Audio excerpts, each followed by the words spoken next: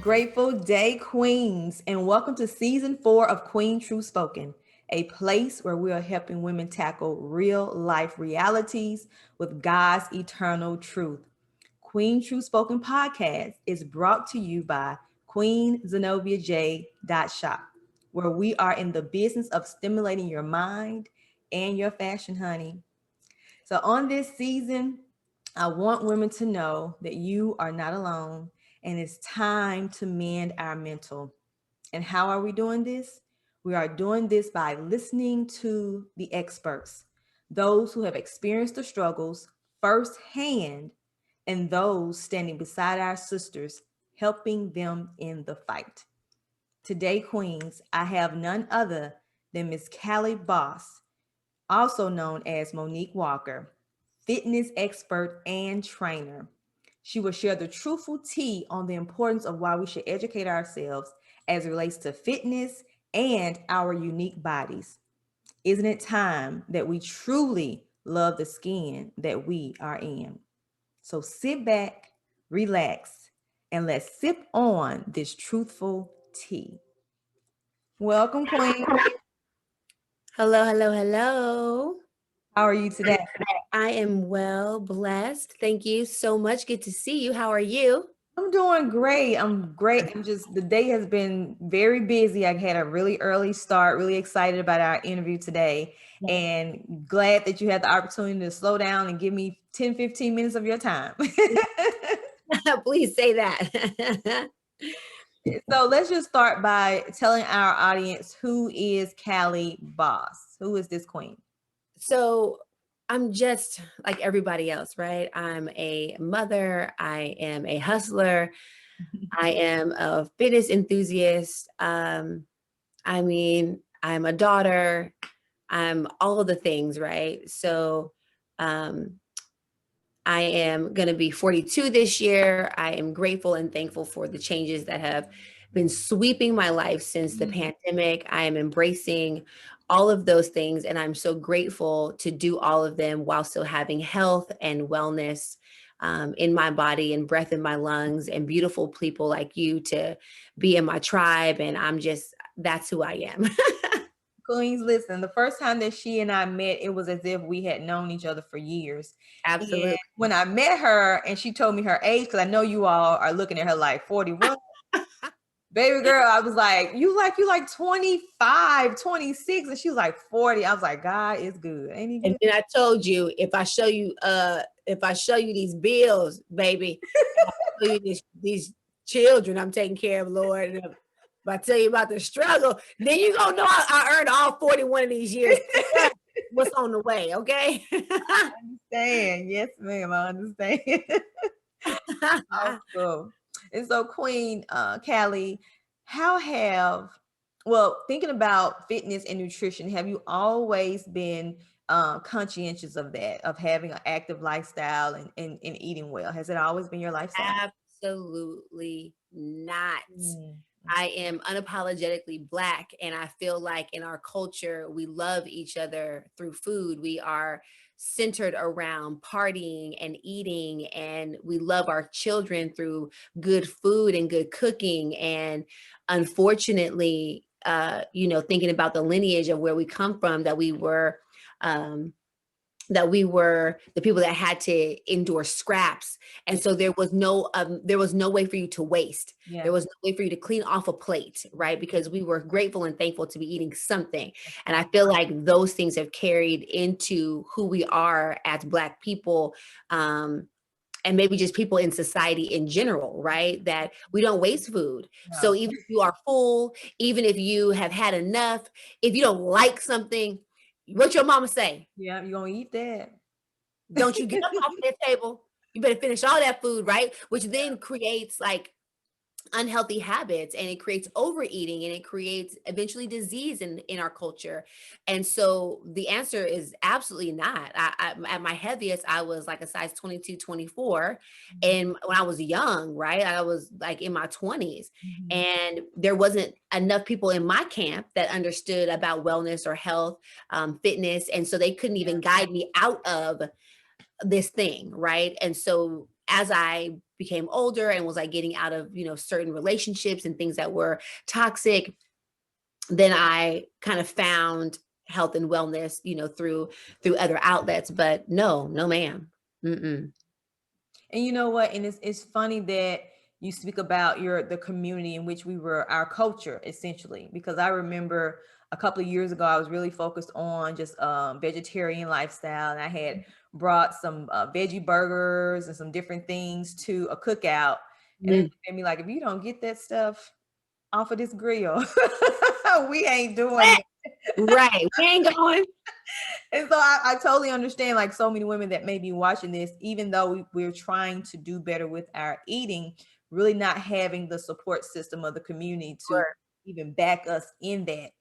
And so getting to the place of you not always being well physically, and eating healthy, what led you to this particular lifestyle, this wellness arena, so to speak? So I was married to someone who was into health and wellness, and this was his life, right? And he had figured out the science of how he was going to manipulate his body and be well and be great. And I was still stuck in the mindset of like, you finna get these cupcakes, and you finna get these neck bones, right? I mean, like, I was a sabotager. And typically in relationships, you'll find that one person is all in and on board and trying to be really well, and the other person can't see that shine. And a lot of that is like their own insecurity or whatever.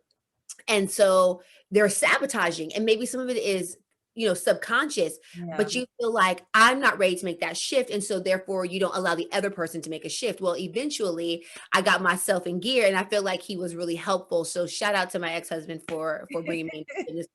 He served his purpose. Right. But right. So shout out to that joker. But he basically was like, like when we moved from California to Memphis, he was the assistant department head for this big gym, and he was running the PT department. And he was like, they need a dance teacher. And I was like, what that mean? And he was like, I signed you up. And I was like, what? And I had danced through high school and, as a young kid and all the things. And I was still heavy Yeah. as a young person that was athletic because my food wasn't on point. Right. So anyway, he was like, you could do it. You are right. And I auditioned and they gave it to me.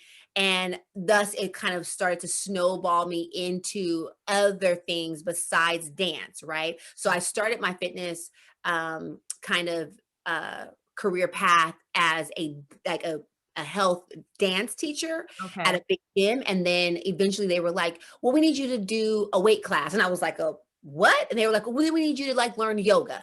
And then we need you to learn how to cycle. And then we need you to do a sculpt class. And I was like, what's happening? And so I feel like the universe just kind of kept blessing me after I was already in that space.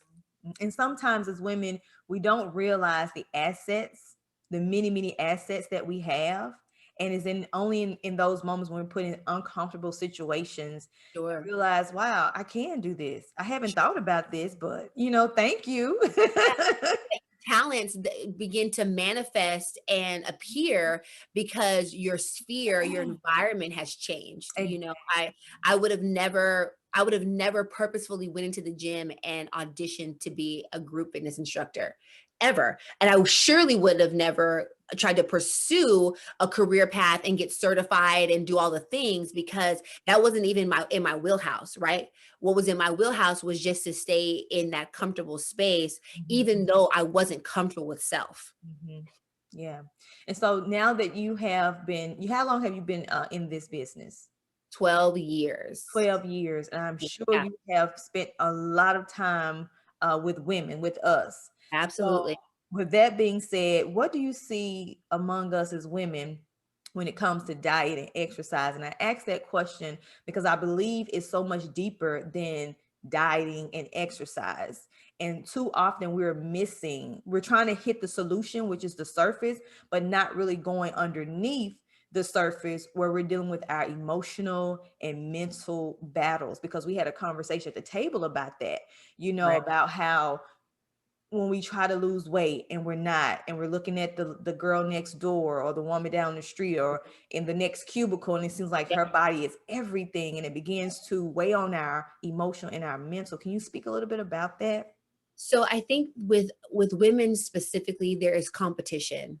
Mhm. And recently I've been having a lot of conversation with men about like what they find attractive or sexy about a woman, right? When it comes to their physique. Mhm. And what's interesting is that in all of the conclusions to these conversations is that a man is excited about you regardless, Mhm. right? Mhm. That you don't have to do all the things. But what's crazy is that the psychology of it for us is that we're in competition with the next woman, Mhm. right? So you buy an outfit based upon a picture that you're going to potentially post because the eyes that are on it are not just men, but the judgment and Come the on. judgmental part of it is actually going to come from another woman, Mhm. right? Y'all That gonna get another this woman, truthful tea. She's giving this truthful tea right now. come on, another woman is going to notice your fat back. Another woman is going to notice your stomach. Another woman is going to notice what your thighs look like. Another woman is going to pick you apart because of their own insecurity, Come on. Yeah. right? And Yeah. so then they're going to analyze what you've posted or what you've put out there or how you look in a pair of jeans based upon how they feel in their Mhm. jeans. A Right. man want all that gelatin, sis. They don't care. They're not paying attention. And Right. what's even crazier is that like I was like, well, what about like, bodies that women have like purchased, right? Like what about these bodies where women have like sculpted and contoured? And listen, baby, I'm here for all of it. Listen, so if that's what you do, like handle your business, I'm not even mad about it because I'm here for it. But again, judgment of a woman, right? Yeah. A man says, he said to me, he said, well, I most men will go, "Oh, she bought that butt. They can tell. Oh, she got her stomach done. They can tell. Oh, her boobs are fake." Right. Right? When we look at her, we're like, "She is snatched." Mhm. Right? And then again, the things that we can't do, right? Maybe we can't afford it. Maybe we can't take time off of work. Maybe we just had a baby and we're not, medically allowed to go back into like surgery. There's all these things, but Yeah. really the competition is amongst our own community. So we got to fix ourselves.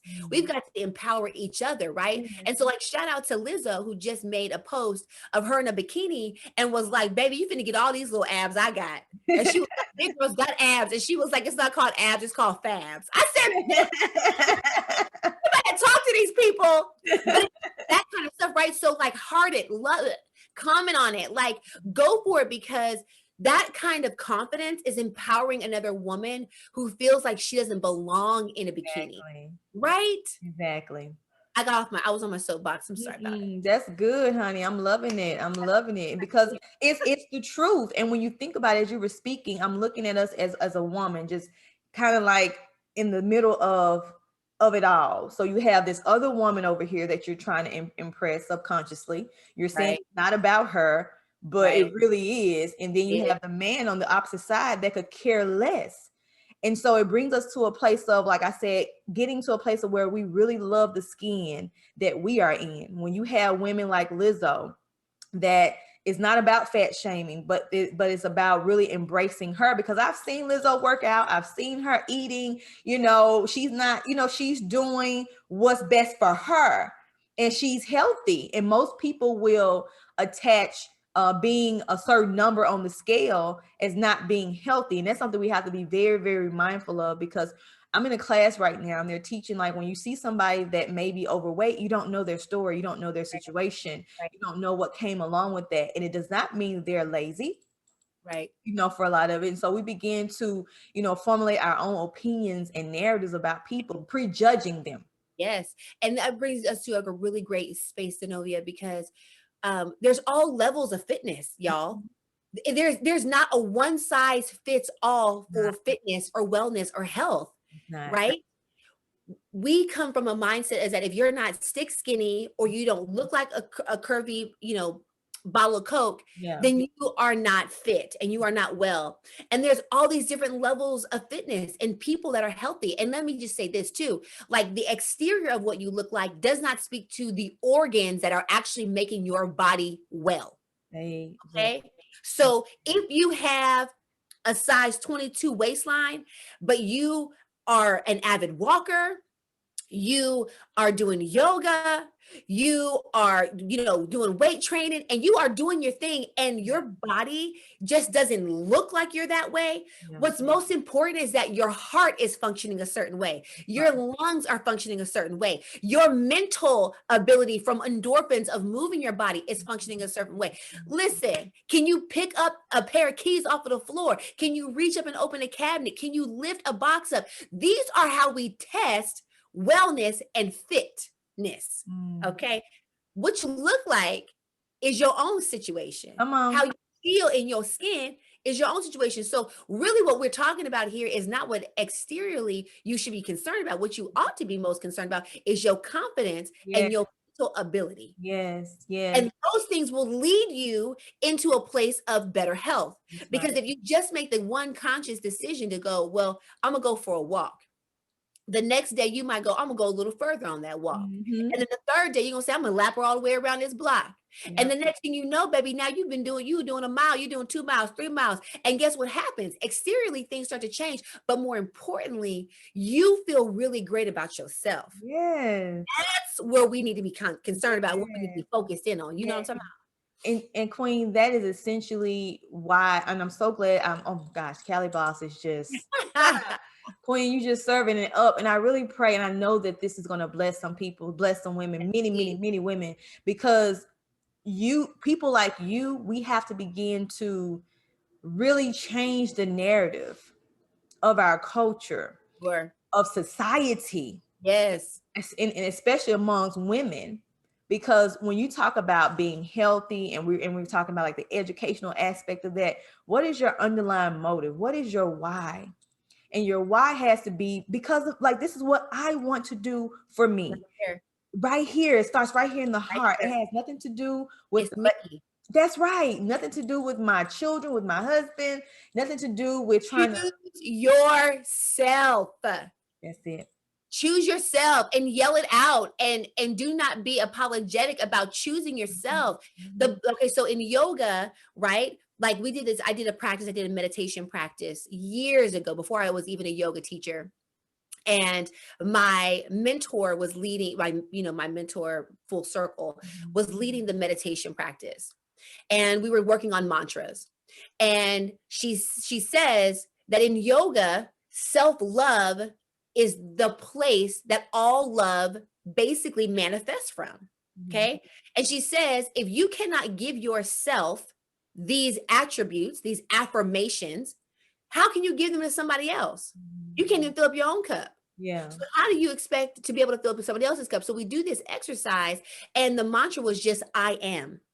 Okay. And I was in a really bad space, and coming out of, my first marriage and all these things. And I was sitting in child's pose with my forehead on the floor, and I couldn't even get out the words, I am. And I'm just bawling, right? I'm sobbing, because in that moment of revelation, how could I not be strong for my own self? How could I not love myself enough? I'm a fraud.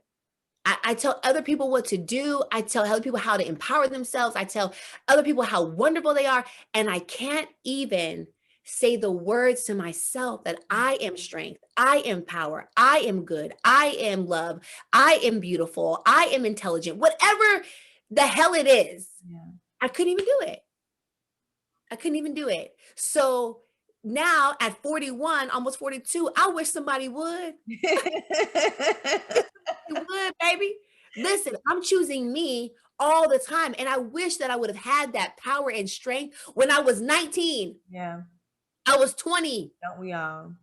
I mean, right? So I hope that young people that are listening to this podcast, young women that are listening to this podcast, if you are in a toxic situation, regardless of what it is, if it's your job, if it's your parents, if it's your boyfriend, your husband, your kids, you tell them, I wish y'all would. I'm choosing myself. And I'm not doing that for you if it's going to pull me away from something that really means a lot to me and that is worth me. Yeah. Girl, you got to listen. You got to shut it down. You have to begin to teach people how to treat you. Yes. You have to do that. Yes, and you need to tell yourself every morning that you get up, I am power, I am strength, I am love, I am kind, I am good, I am beautiful, I am fierce, I slay, whatever it is that is your mantra, and then hold on to it. Yes. And whatever comes up against that and it's testing that and then it doesn't serve you. It does. Period. Period. Period. Well, Queen, listen, before we get off of this amazing time of just receiving some I truth. know, girl, we just keep on going. We Don't have me back for part gotta do part a part two for real. 2. Let me ask you this. So on Queen True Spoken, I always ask women what is their gem scripture? Like what is that word that you have meditated on when you find yourself in really hard places in life, that it comes back to your mind and it reminds you and it strengthens you and it pulls you out of that dark place? Do you have a gem? It is John 2:14. Faith without works is dead. You hear me? We are in an instantaneous society, right? Yeah. Like everybody wants it to just appear and be, and it's perfect and it makes sense. And that's just not real, right? Yeah. So we hold on to our faith, but we can't expect the creator, God, angels, whatever, to just make things happen, right? That's a place that we put our energy, and it's a place where we get assistance and help, but you got to do the work. Amen. You got to do the work. And isn't that true even with, especially with fitness, Yeah. right? It's Yeah. a long process. And even when you are killing it, you still be like, but this love handle though, and these jiggly arms though, and my flat booty though. Like, you still have all of these things that you are just combating against. And you have to stay in your faith and know that your hard work is going to come around. And it may not show up in the way that you think it's supposed to show up. Come on. It might just show up in a different way, but that is what God has for you. So you've got to be faithful and you've got to work. You cannot just pray for a thing to happen and not put no hard work in. And you cannot just put hard work in and think that it's just all you. Come on. It's both and. It's both and. Okay. That is an awesome way to end this show. I hope y'all heard her. Go back and rewind it. Go back so you can hear that over and over and over again. It is not just you and it ain't just him. It's both of you. Gotta work Okay. It's both and. It's a partnership. Absolutely. It's a partnership. This is amazing. I thank you so much, Cali. I'm grateful. I am grateful. And I love you, Queen, and you are everything. And thank you for even creating a space that is empowering people and offering an opportunity for people like me to come and speak and give out some little nuggets. Because I'm talking to you all and I'm preaching to myself here. Yeah. I received that. Well, thank you again. You're very welcome. My pleasure. Queen True Spoken Podcast, once again, is brought to you by QueenZenobiaJ.shop. We are in the business of stimulating your mind and your fashion. So slide on over, Queens, to get the cutest pair or pairs of earrings to rock with your ensemble. And if you want to see, I'm rocking a pair today. Aren't they cute? Yes. Until next time, I pray that God's purpose, power, and unlimited possibilities overtake you. God bless.